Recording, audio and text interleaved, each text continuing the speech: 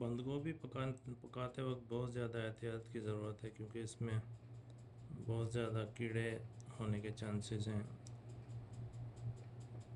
इस वीडियो में आप देखिए कि ये कीड़ा ग्रीन कलर का मूव कर रहा है, और दूसरा कीड़ा यहाँ पर ये फूल गोभी के पीस के ऊपर बैठा हुआ है।